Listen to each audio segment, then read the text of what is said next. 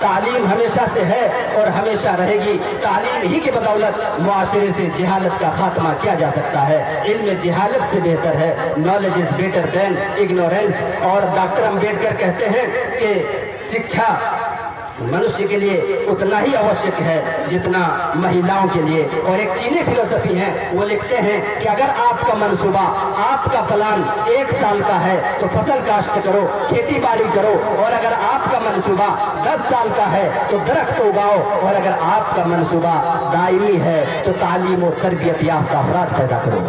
موجودہ صورتحال یہ ہے کہ مسلمان صرف تعلیم ہی نہیں بلکہ ہر میدان میں پیچھے ہیں، ہر میدان میں پیچھے ہیں۔ اور یہ صرف ہندوستانی مسلمانوں کی بات نہیں بلکہ دیگر مسلم ممالک کا بھی یہی حال ہے۔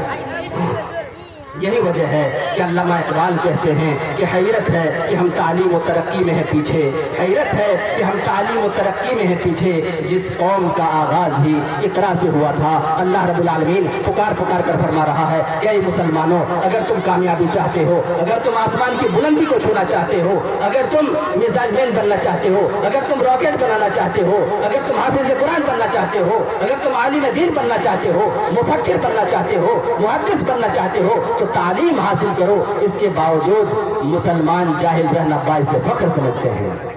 وہ اپنے بیٹوں کو کچھ تعلیم دلا دیے تو دلا دیے، ورنہ اپنی بیٹیوں کو جاہل رہنا باعث فخر سمجھتے ہیں۔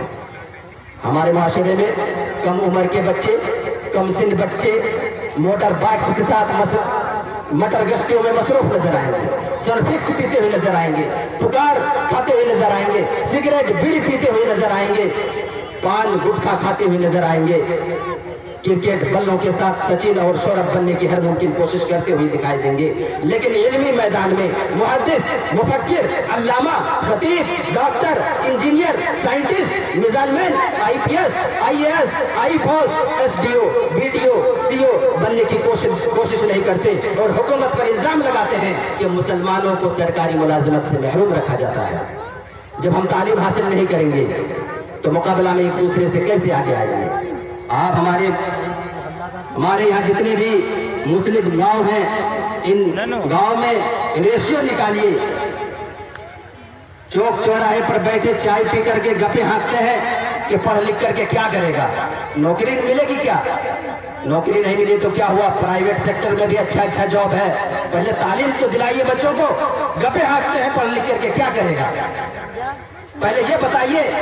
ہم جتنے بھی علاقائی گاؤں ہیں، ہم ڈمریا کی بات کرتے ہیں، ڈمریا میں MBBS MD ڈاکٹر کتنے ہیں؟ ڈوبا ٹولہ میں MBBS MD کتنے ہیں؟ مسلم ٹولہ بٹرہا اور آشا بھاگ بٹرہا میں MBBS MD کتنے ہیں؟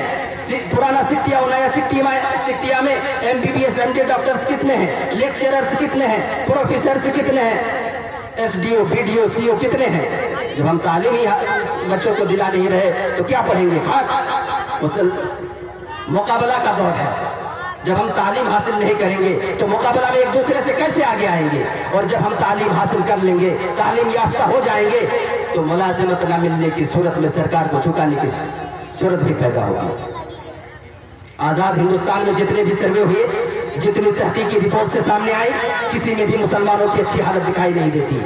اگر ہم روزگار کی بات کریں تو 80% مسلمانوں کی ماہانہ تنخواہ، ماہانہ آمدنی 7,000 روپیہ، اور 15% مسلمانوں کی ماہانہ آمدنی 15-16 ہزار روپیہ ہے۔ اور اگر ہم شکشا کی بات کریں تو پرائمری میں یعنی 1 to 5 کلاس میں داخلے 17%، اپر پرائمری میں 12%، گریجویشن میں 10%، PG یعنی MA اور PhD میں داخلے 5% لیے جاتے ہیں۔ اس کے ذمہ دار کون ہے؟ اس کے ذمہ دار والدین ہیں، اس کے ذمہ دار ماں باپ ہیں۔ Parents are responsible for this. They do not want to teach their children. They do not want to pay school or madrasa's fees. They will take tea 4 to 5 cups a day. They will smoke cigarette, will eat pan, gutkhas, chicken, mutton and qualities fishes, but it will not teach their children. میرے بھائیوں، اس کے ذمہ دار والدین دن بھر میں 4 سے 5 cup چائے پی لیں گے، سگریٹ بیڑی پی لیں گے، پان گٹکھا کھا لیں گے، چکن مٹن اور کوالٹی دار مچھلیاں کھا لیں گے، لیکن ہم اپنے بچوں کو نہیں پڑھائیں گے۔ اگر ہم مہینے کا ریشیو نکالیں، 30 دن میں 15 دن چکن مٹن چلتا ہے، اور ڈیلی کا چائے پان گٹکھا اور یہ ناشتہ، اگر پورے مہینے کا ہم ریشیو نکالیں तो 5 से 6 हजार रुपये इन्वेस्ट किए जाते हैं। अगर हम इन 5-6 हजार रुपये में बच्चों के प्रति हम सिर्फ 1500 या 2000 रुपये निकाल दें तो हर घर से मुस्लिम बच्चे तालीम याफ्ता निकलेंगे, हर घर से। मेरे भाइयों दोस्तों, अगर किसी कौम को तबाह करना हो तो उस कौम में एटम बम और दूर से मार गिराने वाली मिसाइल गिराने की जरूरत नहीं, बल्कि उस कौम के निज़ाम तालीम में, एजुकेशन सिस्टम में गड़बड़ी पैदा कर दो, तखफीफ कर दो, गिरा दो, वो कौम खुद ही तबाह हो जाएगी। No nation needs an atomic bomb और long range missile destroy its education system and it will destroy itself. वो कौम खुद ही तबाह हो जाएगी। तारीख गवाह है कि जब भी किसी कौम ने इल्म का दामन थामा, दुनिया पर राज किया, और मुसलमानों ने भी तालीम के जरिए दुनिया में हुक्मरानी की, और जब हमने तालीम हासिल करना छोड़ दिया, तालीम को पसे पुस्त डाल दिया, तालीम से रूगर्दानी इख्तियार कर ली, और जब हमें गधे हो गए तो हमारा जवाल हो गया, और हम आज तक रोज में तब्दील ना हो सके, आज तक हम तब्दील ना हो सके। पूरी दुनिया में सबसे ज्यादा दौलत, सबसे ज्यादा पैसे मुसलमानों के पास है। 57 मुस्लिम ममालिक हैं। समुंदर, पेट्रोल, डीजल, यूरेनियम, सोना, मादिनियात और जरखेज जमीन मौजूद है। वो अपने बच्चों को अच्छे स्कूलों, colleges, university, Australia, America, London वगैरह में पढ़ाने की सलाहियत रखते हुए भी एक भी मुसलमान साइंटिस्ट और टेक्नोलॉजी में माहिर नजर नहीं आता। इसके जिम्मेदार कौन? इसके जिम्मेदार वालिदैन हैं। Parents are responsible for this. They do not want to teach their children. वो अपने बच्चों को पढ़ाना नहीं चाहते और ना ही स्कूल फीस देना चाहते हैं।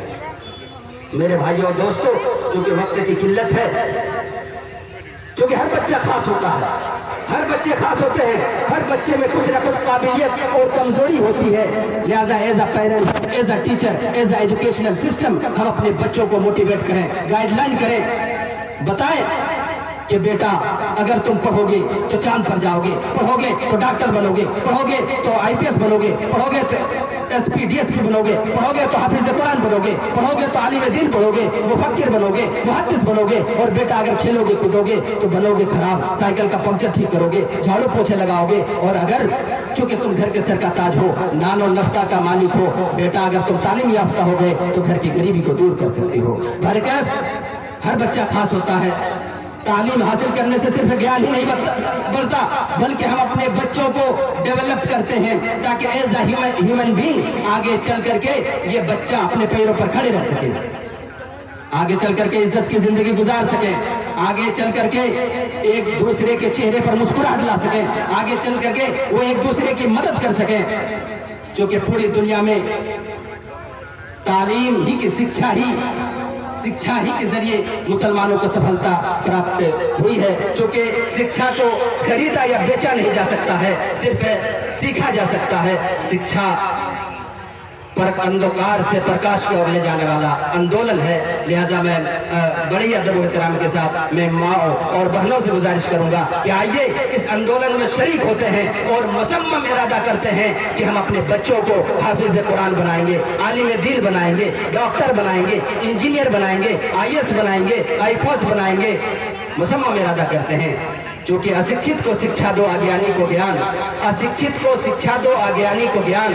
शिक्षा से ही बन सकता है मेरा देश महान। जब हमारे बच्चे शिक्षित होंगे तो घर की गरीबी को दूर करेंगे, शिक्षित होंगे तो घर का नाम रोशन करेंगे, देश का नाम रोशन करेंगे। पढ़ेगा इंडिया तो बढ़ेगा इंडिया।